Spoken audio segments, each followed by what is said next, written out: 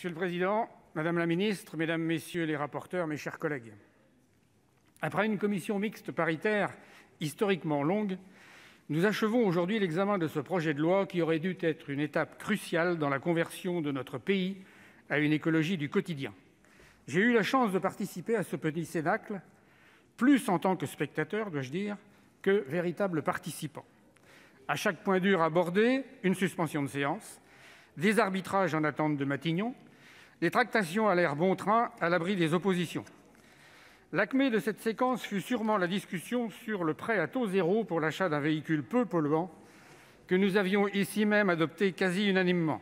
Nous avons tenu bon face aux arguments abscons du rapporteur et des députés de La République En Marche. Ceux-ci défendaient un dispositif microcrédit totalement inadapté au déploiement des zones à faibles émissions mobilité.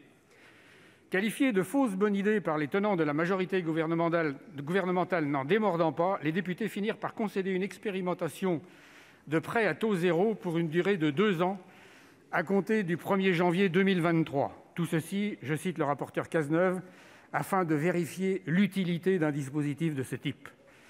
C'est ainsi que l'une des seules mesures de justice sociale fut rescapée sur un coin de table et nous nous en félicitons. Nous n'avons en revanche pas eu le même succès sur le taux de TVA à 5,5% pour les billets de train, qui ne figure plus dans le texte final.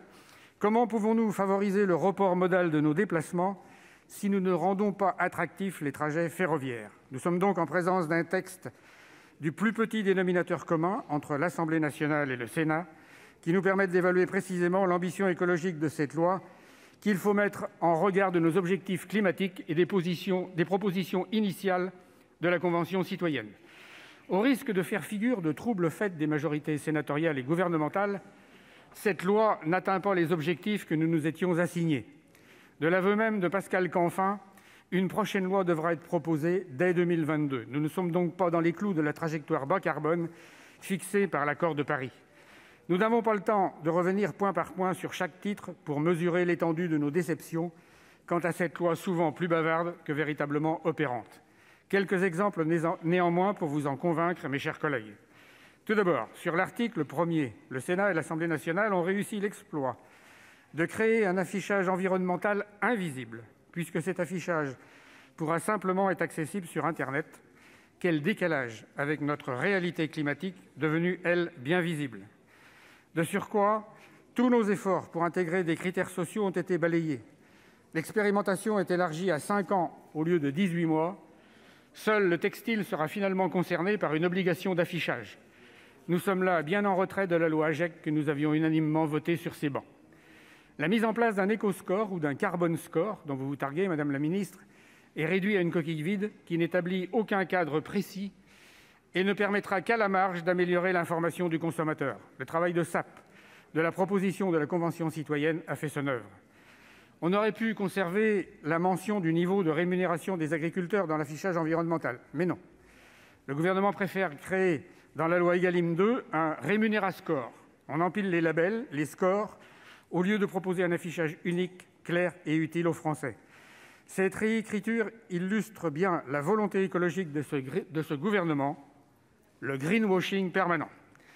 Deuxièmement, sur la publicité, si l'interdiction pour les véhicules les plus polluants est bien conservée, nous regrettons l'instauration d'un droit mou à l'article 5 pour les acteurs publicitaires qui pourront continuer à prendre des engagements volontaires sans être tenus de les respecter. De la même façon, la disparition à l'article 4 d'une information sur la dispersion des fibres microplastiques, chère à notre collègue Angèle Préville, est également une perte notoire antithétique avec le discours gouvernemental.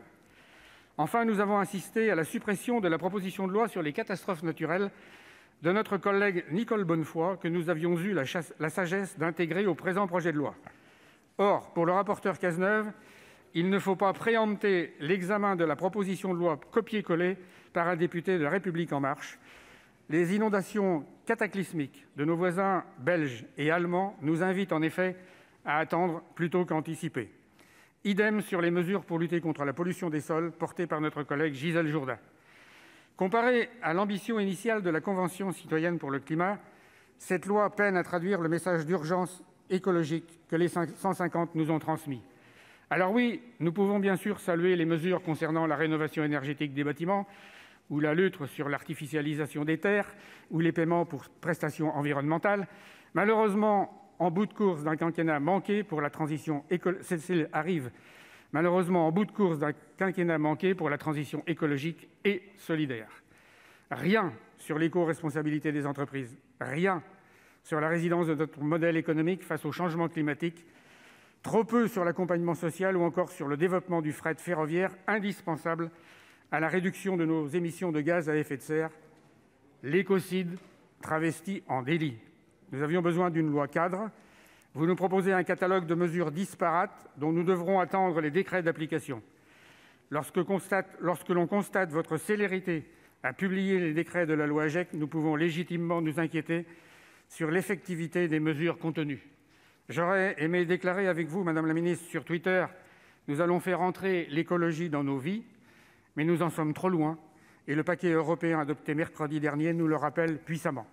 Ainsi, nous voterons donc contre ce texte qui n'offre que trop peu d'outils pour lutter efficacement contre l'insécurité écologique qui sera demain notre quotidien.